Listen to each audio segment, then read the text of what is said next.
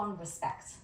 Respecting yourself, first and foremost. A lot of times we don't respect ourselves and we're waiting for somebody else to do it for us. Well, why would he or she do this? Well, why did you allow it?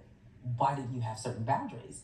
So respect, to me, it starts with respecting yourself and saying no to things you want to say no to, and not allowing yourself to feel I'm less of a woman if I do say no. That's me. One of the things that allowed me to show myself that I respect myself is by respecting my time. Yes, respecting your time and respecting your own commitments to yourself. Everything you said you were going to do, why haven't you done it? But if someone asks you to do something they want you to do, you can commit to that and see it all the way through. Oh my God. I would say yes to things that I never wanted to do, but I was like, but they want me to do it, so I need to show up for them. When on earth am I showing up for myself? Exactly. Yes. And we don't, we're not taught to. We're taught to be of service.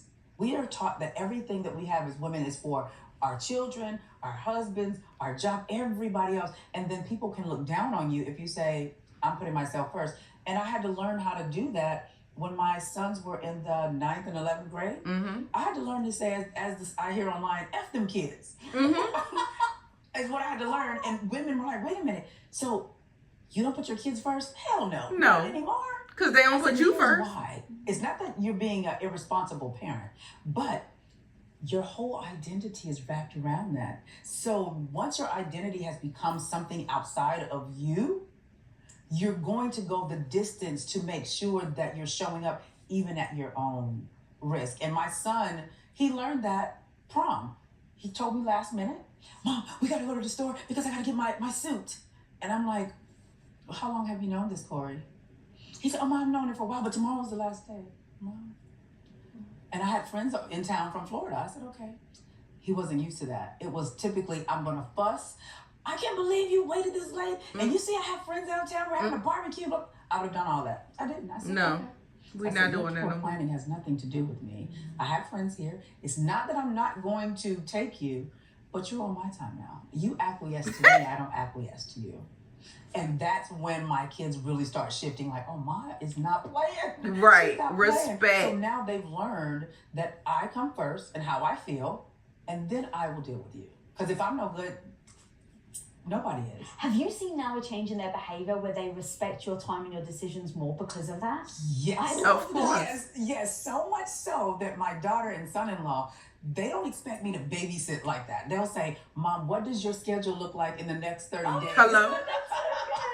Because I decided that I'm just as important and you guys are not going to beat me down, and nor am I going to beat myself down for putting me first. It's other women that try to make you believe you're not a good parent if you don't do everything for the kids.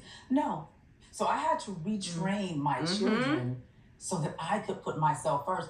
And I think women believe that if you do that, it's going to make them look down at you. Actually, it makes them more responsible. Hello? It makes them respect you. I don't care how you look did you at make me. sure that you strong Be in your conviction not to responsible back and do off? your shit.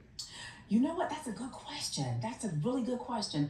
I believe it had everything to do that I had gotten to a point that I realized I mattered. It was, April, look at everything you've done for everybody else. And I'm the oldest of 6. So, you know, I have the oldest child syndrome. So the responsible one, the one everybody calls. And I'm always there, and I'm a generous person with my time, resources.